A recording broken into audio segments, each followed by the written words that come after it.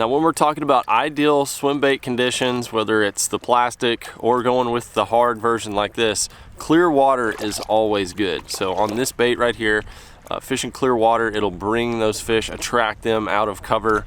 Doesn't matter if it's overcast or clear skies, clear water is really what you want to look for.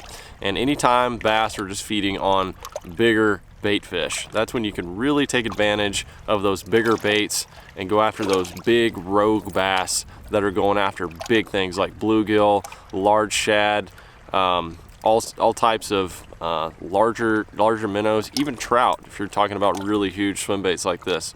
But this one's kind of a subsurface, so when fish are looking up, if they're suspended looking up, you could throw this around treetops. If you've got an overcast day, maybe the fish are a little bit more topwater prone, you could reel with your rod tip up and keep this right at the surface, get that nice little waking action. But if it's sunny conditions, you could just put your rod tip down and just do a slow retrieve and get that nice little S motion under the water.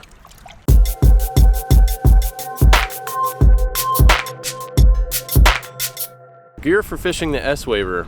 It's a swim bait, but you don't need a giant swim bait rod. You can actually fish this on a rod you would throw a big spinnerbait on, 1/2 ounce, 3/4 ounce spinnerbait. This bait is just over 1 ounce, and you could throw this on a medium heavy action rod just fine. It allows that bait to load up a little bit, and anytime you're fishing a treble hook bait, it's always nice to have a little bit of give in that rod. You want to have 15 to 20 pound fluorcarbon line.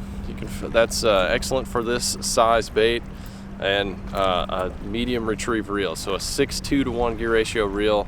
That's perfect for all sorts of just regular retrieves, upsurface retrieves. That's going to be the perfect combo for this situation with this rig.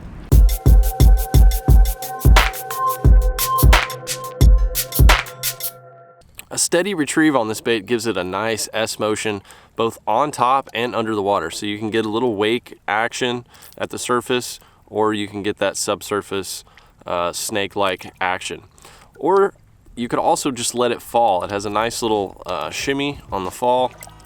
You could fish it that way, but it's really just mimicking big bait fish, and usually that slow, steady retrieve is a great way to fish these type lures.